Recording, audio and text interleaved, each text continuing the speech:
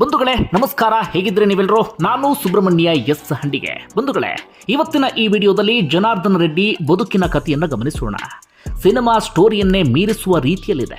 ಒಂದು ಕಡೆ ಪೇದೆಯ ಮಗ ಸಾವಿರಾರು ಕೋಟಿ ಒಡೆಯನಾದಂತಹ ವಿಚಾರ, ಸಾವಿರಾರು ಮಂದಿಗೆ ಉದ್ಯೋಗವನ್ನ ಕೊಟ್ಟಂತಹ ಸಂಗತಿ, ಅದರ ಜೊತೆಗೆ ಅಕ್ರಮ ಗಣಿಗಾರಿಕೆ ಆರೋಪ, ರಾಜ್ಯದ ಸಂಪತ್ತನ್ನ ಎಗ್ಗಿಲ್ಲದಂತೆ ಕೊಳ್ಳೆ ಹೊಡೆದಂತಹ ಆರೋಪ, ಅದರ ಜೊತೆಗೆ ಜಡ್ಜ್ಗೆ ಲಂಚವನ್ನ ಕೊಡೋದಿಕ್ಕೆ ಹೋದಂತಹ ಸಂಗತಿ, ರಾಜ್ಯದ ಗಡಿಯನ್ನೇ ನಾಶ ಮಾಡಿದಂತಹ ಆರೋಪ, ರಿಪಬ್ಲಿಕ್ ಬಳ್ಳಾರಿಯನ್ನಾಗಿ ಮಾರ್ಪಡಿಸಿ ಇಡೀ ವ್ಯವಸ್ಥೆಯನ್ನೇ ತನ್ನ ಕಪಿಮುಷ್ಟಿಯಲ್ಲಿ ಇಟ್ಟುಕೊಂಡಂತಹ ಆರೋಪ, ಅಂತಿಮವಾಗಿ ಓಬಳಾಪುರ ಮೈನಿಂಗ್ ಕೇಸ್ಗೆ ಸಂಬಂಧಪಟ್ಟ ಹಾಗೆ ಶಿಕ್ಷೆ ಪ್ರಕಟ ಆದಂತಹ ವಿಚಾರ, ಶಿಕ್ಷೆ ಪ್ರಕಟ ಆದ ಬೆನ್ನಿಗೆ ಜಾಮೀನು ಪಡೆದು ಹೊರಗಡೆ ಬಂದಂತಹ ಸಂಗತಿ, ಅದರ ಜೊತೆಗೆ ರಾಜ್ಯದ ರಾಜಕೀಯದ ದಿಕ್ಕನ್ನು ಬದಲಿಸಿದಂಥ ಒಂದಷ್ಟು ವಿಚಾರ, ಎಲ್ಲವನ್ನೂ ಕೂಡ ಈ ವಿಡಿಯೋದಲ್ಲಿ ಗಮನಿಸ್ತಾ ಹೋಗೋಣ.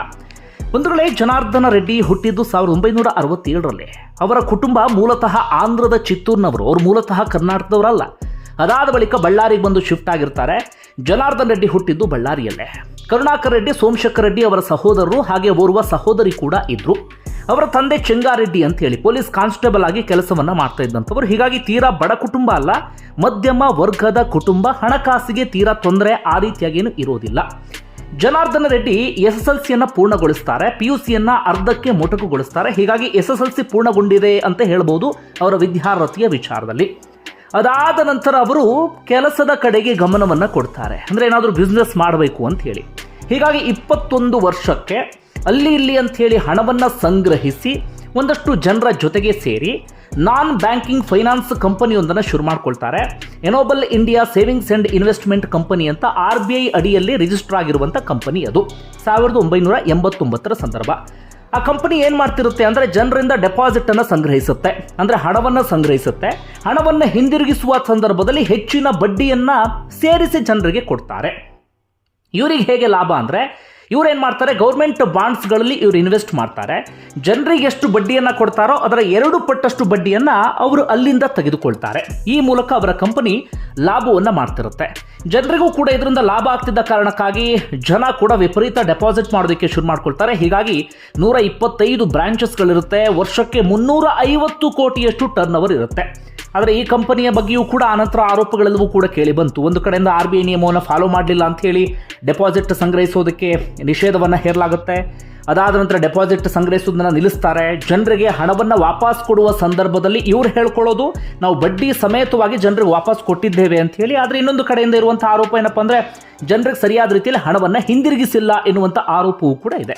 ಒಟ್ಟಾರೆಯಾಗಿ ಈ ಬಿಸ್ನೆಸ್ ಮೂಲಕ ಬಿಸ್ನೆಸ್ ಇಂಡಸ್ಟ್ರಿಗೆ ಎಂಟ್ರಿ ಕೊಟ್ಟಂಥವರು ಜನಾರ್ದನ ರೆಡ್ಡಿ, ಹಾಗೆ ಅವರ ಜೊತೆಗೆ ಇದ್ದಂಥವರು. ಹೀಗಿರುವಾಗಲೇ ಜನಾರ್ದನ ರೆಡ್ಡಿ ಬಿಸ್ನೆಸ್ ಮೂಲಕ ಗಮನ ಸೆಳೆದ ಕಾರಣಕ್ಕಾಗಿ ನಿಧಾನಕ್ಕೊಂದಷ್ಟು ರಾಜಕೀಯ ಸಂಪರ್ಕವೂ ಕೂಡ ಬೆಳೆದಿರುತ್ತೆ. ನಿಧಾನಕ್ಕೆ ಬಳ್ಳಾರಿಯಲ್ಲಿ ಗುರುತಿಸಿಕೊಂಡಿರ್ತಾರೆ ತುಂಬ ಚಿಕ್ಕ ವಯಸ್ಸಿಗೆ. ಆಗ ಪರಿಚಯ ಆಗಿದ್ದು ಶ್ರೀರಾಮುಲು. ಒಂದು ರೀತಿಯಲ್ಲಿ ಜನಾರ್ದನ ರೆಡ್ಡಿಗೆ ಆಗಿನಿಂದಲೂ ಕೂಡ ರಕ್ಷಕನಾಗಿ ನಿಂತವರು ಅಂದರೆ ಶ್ರೀರಾಮುಲು. ಅಂದರೆ ಇವರು ಬಿಸ್ನೆಸ್ ಮಾಡ್ತಾ ಇದ್ರೆ, ಬಿಸ್ನೆಸ್ಸಿಗೆ ಏನಾದರೂ ತೊಂದರೆ ಆದರೆ ಅದಕ್ಕೆ ಜೊತೆಗೆ ನಿಲ್ತಾ ಇದ್ದಂಥವರು ಶ್ರೀರಾಮುಲು. ಹೀಗಾಗಿ ಶ್ರೀರಾಮುಲು ಸ್ನೇಹ ಜನಾರ್ದನ ರೆಡ್ಡಿಗೆ ಒಂದು ರೀತಿಯಲ್ಲಿ ದೊಡ್ಡ ಬಲ ಆಯಿತು ಅಂದರೂ ಕೂಡ ತಪ್ಪಾಗಲಿಕ್ಕಿಲ್ಲ. ಅದಾದ ನಂತರ ಜನಾರ್ದನ ರೆಡ್ಡಿಯ ಬದುಕು ಸಂಪೂರ್ಣವಾಗಿ ಬದಲಾಗಿದ್ದು 1999 ಲೋಕಸಭಾ ಚುನಾವಣೆಯ ಮೂಲಕ.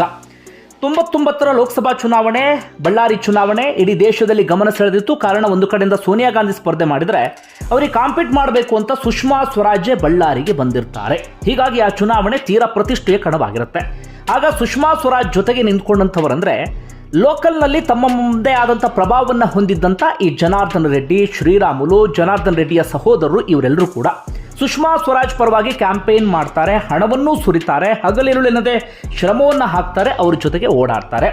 ಆದರೆ ಸುಷ್ಮಾ ಸ್ವರಾಜ್ ಚುನಾವಣೆಯಲ್ಲಿ ಸೋಲನ್ನು ಕಾಣ್ತಾರೆ. ಸೋಲನ್ನು ಕಂಡರೂ ಕೂಡ ಸುಷ್ಮಾ ಸ್ವರಾಜ್ ಮನಸ್ಸನ್ನು ಗೆಲ್ಲುವಲ್ಲಿ ಇವರು ಯಶಸ್ವಿಯಾಗಿರ್ತಾರೆ. ಎಷ್ಟರ ಮಟ್ಟಿಗೆ ಅಂದರೆ, ಪ್ರತಿ ವರ್ಷವೂ ಕೂಡ ಸುಷ್ಮಾ ಸ್ವರಾಜ್ ಇವರು ಮನೆಗೆ ಬರ್ತಿರ್ತಾರೆ ಪೂಜೆಯ ಸಂದರ್ಭದಲ್ಲಿ. ಅಷ್ಟರ ಮಟ್ಟಿಗೆ ಸುಷ್ಮಾ ಸ್ವರಾಜ್ ಗಮನವನ್ನು ಸೆಳೆದಿರ್ತಾರೆ. ಹೀಗಾಗಿ ಜನಾರ್ದನ ರೆಡ್ಡಿ ರಾಜಕೀಯವಾಗಿಯೂ ಕೂಡ ನಿಧಾನಕ್ಕೆ ಪ್ರಭಾವವನ್ನು ಸ್ಥಾಪಿಸಿಕೊಳ್ತಾರೆ ಬಳ್ಳಾರಿ ಭಾಗದಲ್ಲಿ. ಇದರ ನಡುವೆ ಶ್ರೀರಾಮುಲು ಕೂಡ ಚುನಾವಣೆ ಸ್ಪರ್ಧೆಯನ್ನು ಮಾಡಿರ್ತಾರೆ. ಆದರೆ ಪ್ರಥಮ ಚುನಾವಣೆಯಲ್ಲಿ ಅವರು ಸೋಲನ್ನು ಕಂಡಿರ್ತಾರೆ. ಅಂತಿಮವಾಗಿ ಹೀಗೆ ಇರುವಾಗ ಜನಾರ್ದನ ರೆಡ್ಡಿ ಏನು ಮಾಡ್ತಾರೆ, 2001 ಸಂದರ್ಭದಲ್ಲಿ ತಮ್ಮ ಎನೋಬಲ್ ಇಂಡಿಯಾ ಕಂಪನಿ ಇರುತ್ತಲ್ಲ, ಹಣವನ್ನು ಸಂಗ್ರಹಿಸುವಂಥ ಕಂಪನಿ. ಆ ಕಂಪನಿಯ 20% ಅಷ್ಟು ಹಣವನ್ನು ಓಬಳಾಪುರಂ ಮೈನಿಂಗ್ ಕಂಪನಿಗೆ ವಿನಿಯೋಗಿಸಿ ಆ ಓಬಳಾಪುರಂ ಮೈನಿಂಗ್ ಕಂಪನಿಯನ್ನು ಲೀಸ್ಗೆ ಅಂತ ತೆಗೆದುಕೊಳ್ತಾರೆ. ಆಗ ಬಹಳ ಚೆನ್ನಾಗಿ ನಡೀತಾ ಇರೋದಿಲ್ಲ. ಲಾಸ್ನಲ್ಲಿ ಇದ್ದಂಥ ಕಂಪನಿಯದು. ಕಬ್ಬಿಣದ ಅದಿರಿಗೆ ಹೇಳಿಕೊಳ್ಳುವಂಥ ಬೆಲೆ ಕೂಡ ಇರೋದಿಲ್ಲ. ಆದರೆ ಆ ಕಬ್ಬಿಣದ ಅದಿರಿನ ಆ ಕಂಪನಿಯನ್ನು ಲೀಸ್ಗೆ ಅಂತ ಜನಾರ್ದನ್ ರೆಡ್ಡಿ 2001 ಸಂದರ್ಭದಲ್ಲಿ ತೆಗೆದುಕೊಳ್ತಾರೆ.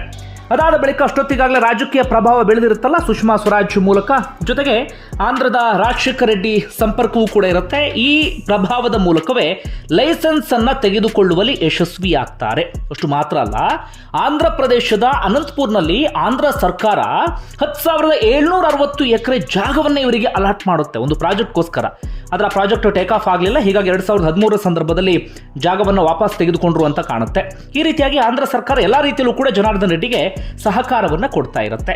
ಹೀಗಿರುವಾಗಲೇ ಜನಾರ್ದನ್ ರೆಡ್ಡಿ ಬದುಕು ಮತ್ತೆ ಇನ್ನೊಂದು ರೂಪವನ್ನು ತಾಳಿದ್ದು ಯಾವಾಗ ಅಂದರೆ, ಆಗೇನಾಗುತ್ತೆ ಅಂದರೆ ಚೀನಾದಲ್ಲಿ ಈ ಒಲಿಂಪಿಕ್ಸ್ ಬಂದ್ಬಿಡುತ್ತೆ ಚೀನಾದಲ್ಲಿ. ಆಗ ಅವರಿಗೆ ಒಲಿಂಪಿಕ್ಸ್ಗೆ ತಯಾರಿಯನ್ನು ಮಾಡ್ಕೊಳ್ಳೋಕೆ ವಿಪರೀತ ಕಬ್ಬಿಣ ಬೇಕಿರುತ್ತೆ. ಹೀಗಾಗಿ ಎಲ್ಲೆಲ್ಲಿ ಕಬ್ಬಿಣ ಸಿಗುತ್ತೋ ಅಲ್ಲೆಲ್ಲ ಕಡೆಗಳಲ್ಲೂ ಕೂಡ ತರಿಸ್ಕೊಳ್ತಿರ್ತಾರೆ. ಜೊತೆಗೆ ಆಗ ಚೀನಾದಲ್ಲಿ ಕನ್ಸ್ಟ್ರಕ್ಷನ್ ಇದೆಲ್ಲವೂ ಕೂಡ ವಿಪರೀತ ಎನ್ನುವ ಹಂತಕ್ಕೆ ಹೋಗಿರುತ್ತೆ. ಇದು ಜನಾರ್ದನ್ ರೆಡ್ಡಿಗೆ ಪ್ಲಸ್ ಆಗಿ ಬಿಡುತ್ತೆ. ಅಲ್ಲಿಂದ ಶುರುವಾಗುತ್ತೆ ನೋಡಿ ಈ ಕಬ್ಬಿಣದ ಅದಿರನ್ನ ಬಗೆಯುವಂತಹ ಕೆಲಸ, ಭೂಮಿ ತಾಯಿಯನ್ನ ತೋಡುವಂತಹ ಕೆಲಸ. ಆಗ ಜನಾರ್ದನ್ ರೆಡ್ಡಿ ವಿರುದ್ಧ ಕೇಳಿ ಬಂದಂಥ ಆರೋಪ ಏನಂದರೆ, ಹಣದ ಆಸೆಗೋಸ್ಕರ ಕಂಡಲ್ಲಿ ಭೂಮಿ ತಾಯಿಯ ಒಡಲನ್ನು ಬಗೆಯೋದಕ್ಕೆ ಶುರು ಮಾಡ್ಕೊಳ್ತಾರೆ, ಸರ್ಕಾರದ ನಿಯಮವನ್ನು ಮೀರಿ ಹೋಗಿಬಿಡ್ತಾರೆ ಅಂತ ಹೇಳಿ. ಆಗ ಏನಾಗಿಬಿಡುತ್ತೆ ಅಂದರೆ, ಉದಾಹರಣೆಗೆ ಮೊದಲು 1 ಟನ್ನಿಗೆ 10 ರೂಪಾಯಿ ಸಿಗ್ತಾ ಇದ್ರೆ ಬರ್ತಾ 1 ಟನ್ನಿಗೆ 1,000 ರೂಪಾಯಿ ಸಿಗೋದಕ್ಕೆ ಶುರುವಾಗ್ಬಿಡುತ್ತೆ. ಎಷ್ಟೋ ಪಟ್ಟು ಹೆಚ್ಚು. ಹೀಗಾಗಿ ದುಡ್ಡಿನ ಆಸೆ ಸಹಜವಾಗಿ ಶುರುವಾಗುತ್ತೆ.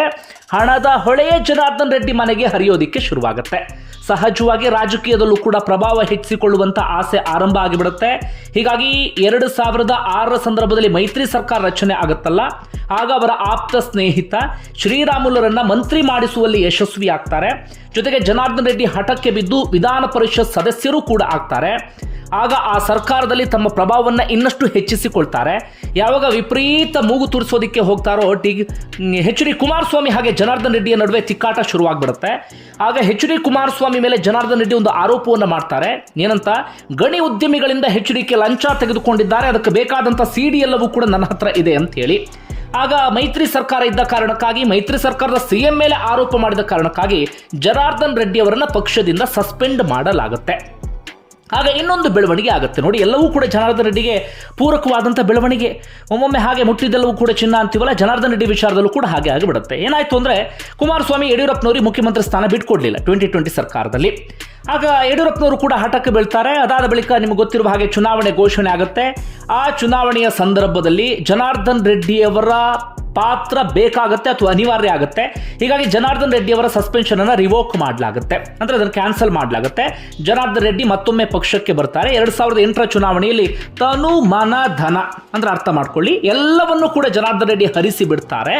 ಹೀಗಾಗಿ ಬಿಜೆಪಿ ಸರ್ಕಾರ ರಚನೆ ಆಗುವಲ್ಲಿ ಒಟ್ಟು 110 ಸ್ಥಾನಗಳನ್ನಾಗ ಗೆದ್ದುಕೊಳ್ಳುತ್ತೆ. ಅದರಲ್ಲಿ ಪ್ರಮುಖ ಪಾತ್ರವನ್ನು ವಹಿಸಿದಂಥವರು ಜನಾರ್ದನ ರೆಡ್ಡಿ. ಪೂರ್ಣ ಪ್ರಮಾಣದ ಸರ್ಕಾರ ರಚನೆ ಆಗುತ್ತೆ. ಒಂದು 5 MLAಗಳನ್ನು ಆ ಸಂದರ್ಭದಲ್ಲಿ ಪಕ್ಷೇತರನ್ನ ಸೆಳೆಯಲಾಗುತ್ತೆ. ಅದಕ್ಕೆ ಆಪರೇಷನ್ ಕಮಲ ಎನ್ನುವಂಥ ಹೆಸರು ಕೂಡ ಬರುತ್ತೆ. ಅವ್ರನ್ನ ಸೆಳೆಯುವಲ್ಲೂ ಕೂಡ ಜನಾರ್ದನ ರೆಡ್ಡಿ ಪ್ರಮುಖ ಪಾತ್ರವನ್ನು ವಹಿಸ್ತಾರೆ. ಹೀಗೆ ಎಲ್ಲ ಸರಿಯಾಗುವ ಸಂದರ್ಭದಲ್ಲಿ ಜನಾರ್ದನ್ ರೆಡ್ಡಿ ವಿರುದ್ಧ ಆರೋಪಗಳು ಕೇಳಿಬರೋದಕ್ಕೆ ಶುರುವಾಗುತ್ತೆ. ಏನಂತ, ಅಕ್ರಮ ಗಣಿಗಾರಿಕೆ ಆರೋಪ, ಮನಸ್ಸಿಗೆ ಬಂದ ಹಾಗೆ ರಾಜ್ಯದ ಸಂಪತ್ತನ್ನ ಕೊಳ್ಳೆ ಹೊಡಿತಿದ್ದಾರೆ ಎನ್ನುವಂತ ಆರೋಪ ಕೇಳಿ ಬರುತ್ತೆ. ಆದ್ರೆ ಏನಾಗುತ್ತೆ, ಜನಾರ್ದನ್ ರೆಡ್ಡಿಗೆ ವಿಪರೀತ ಪ್ರಭಾವ ಇರುತ್ತೆ. ಹೀಗಾಗಿ ಅವ್ರನ್ನ ಅಲುಗಾಡಿಸೋಕೆ ಯಾರಿಗೂ ಸಾಧ್ಯ ಆಗೋದಿಲ್ಲ. ಅಲ್ಲಿ ರಾಜಶೇಖರ ರೆಡ್ಡಿ ಇದ್ರೆ ಆಂಧ್ರದಲ್ಲಿ, ರಾಜ್ಯದಲ್ಲಿ ಯಡಿಯೂರಪ್ಪನವರು ಇರ್ತಾರೆ. ಹೀಗಾಗಿ ಯಾರು ಕೂಡ ಇವರ ವಿರುದ್ಧ ತನಿಖೆಗೆ ಅವಕಾಶವನ್ನ ಮಾಡಿಕೊಡೋದಿಲ್ಲ. ಹಾಗೆ SR ಹಿರೇಮಠ, ಟಪಾಲ್ ಗಣೇಶ್, ಹೀಗೆ ಸಾಕಷ್ಟು ಜನ ಇವರ ವಿರುದ್ಧ ಹೋರಾಟವನ್ನ ಮಾಡ್ತಿರ್ತಾರೆ. ಇವರ ವಿಚಾರವನ್ನ ಮುನ್ನೆಲೆಗೆ ತರುವಂತ ಕೆಲಸವನ್ನ ಮಾಡ್ತಿರ್ತಾರೆ. ಹೀಗೆ ಎಲ್ಲವೂ ಕೂಡ ಸರಿದಾರಿಯಲ್ಲಿ ಹೋಗುವಂತ ಸಂದರ್ಭದಲ್ಲಿ ಏನಾಗಿಬಿಡುತ್ತೆ, BS ಯಡಿಯೂರಪ್ಪನವರು ಹಾಗೆ ಜನಾರ್ದನ್ ರೆಡ್ಡಿಯ ನಡುವೆ ಸಣ್ಣದಾಗಿ ತಿಕ್ಕಾಟ ಶುರುವಾಗಿಬಿಡುತ್ತೆ. ಯಾಕಂದ್ರೆ ಸರ್ಕಾರದಲ್ಲಿ ವಿಪರೀತ ಇವರು ಮೂಗು ತೋರಿಸ್ತಿರ್ತಾರೆ. ಹಾಗೆ BS ಯಡಿಯೂರಪ್ಪನವರು ಮುಖ್ಯಮಂತ್ರಿಯೋ ಅಥವಾ ಜನಾರ್ದನ್ ರೆಡ್ಡಿ ಅಂಡ್ ಟೀಮ್ ಮುಖ್ಯಮಂತ್ರಿಯೋ ಎನ್ನುವ ರೀತಿಯಲ್ಲಿ ಗೊಂದಲ ಉಂಟಾಗ್ತಿರುತ್ತೆ. ಹಾಗೆ ಜನಾರ್ದನ್ ರೆಡ್ಡಿ ಅವರಿಗೆ ಎಷ್ಟು ಪ್ಲಸ್ ಆಗಿರುತ್ತೆ ಅಂದ್ರೆ, ಅವರ ಸಹೋದರರೆಲ್ಲರೂ ಕೂಡ ಗೆದ್ದಿರ್ತಾರೆ, ಅವರ ಆತ್ಮೀಯರೆಲ್ಲರೂ ಕೂಡ ಗೆದ್ದಿರ್ತಾರೆ.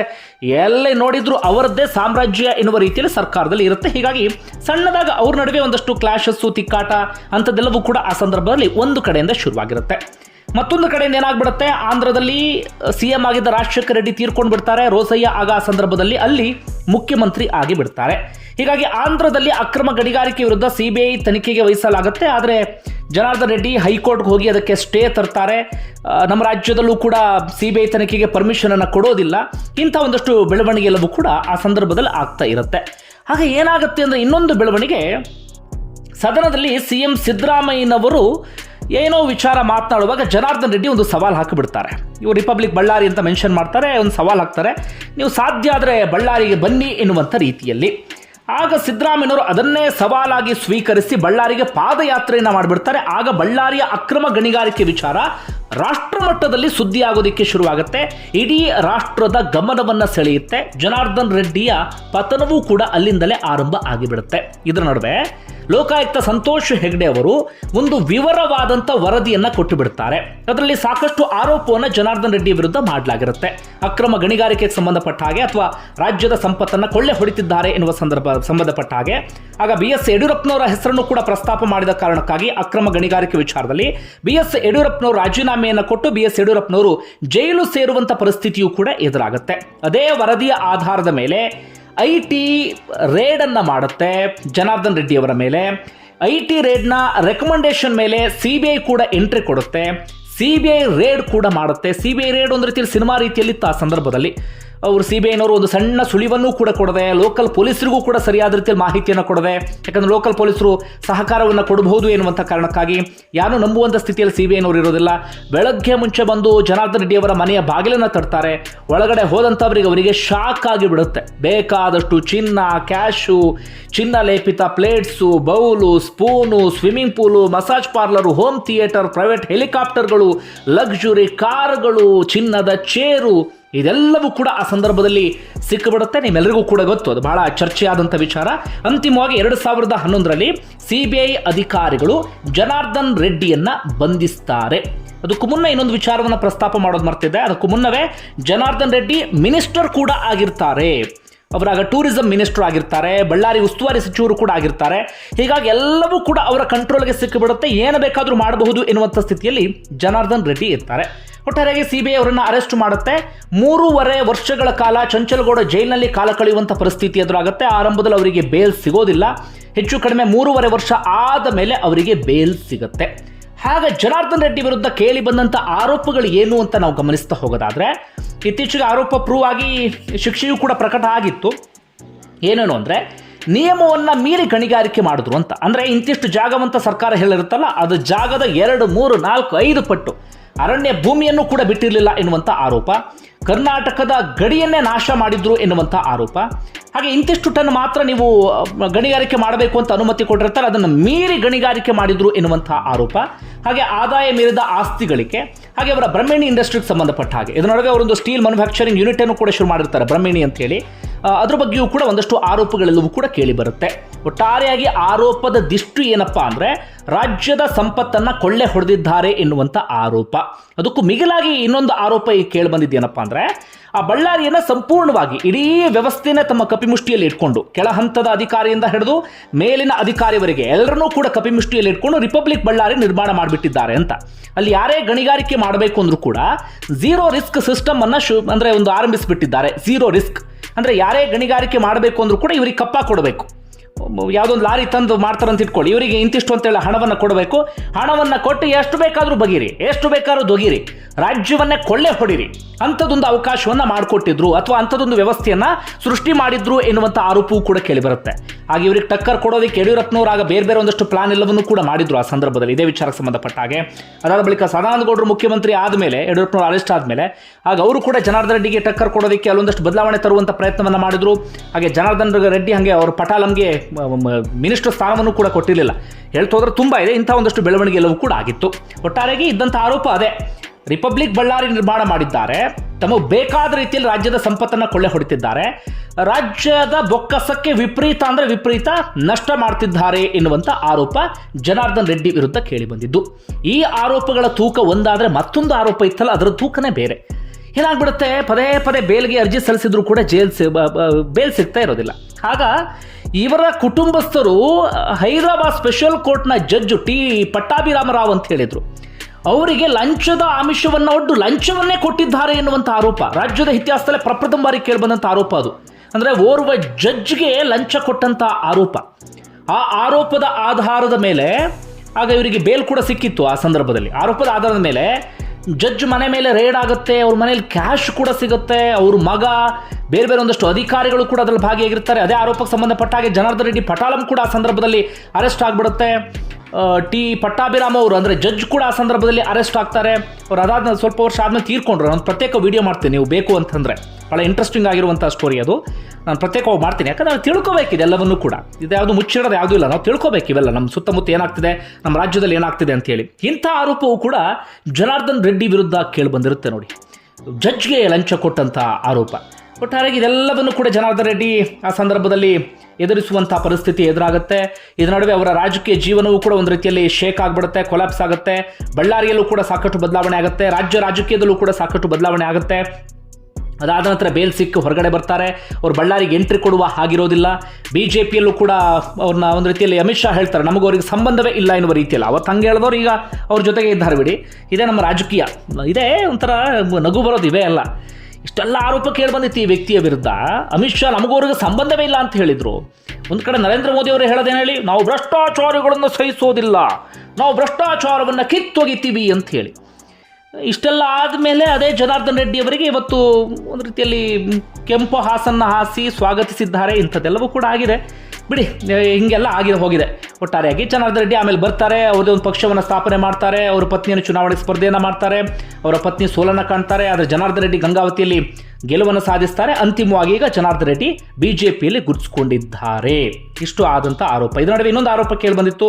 ಅವರ ಮಗಳ ಮದುವೆಗೆ ಬರೋಬ್ಬರಿ 500 ಕೋಟಿಯಷ್ಟು ಹಣವನ್ನು ಖರ್ಚು ಮಾಡಿದ್ದಾರೆ ಎನ್ನುವಂಥ ಆರೋಪವೂ ಕೂಡ ಇತ್ತು.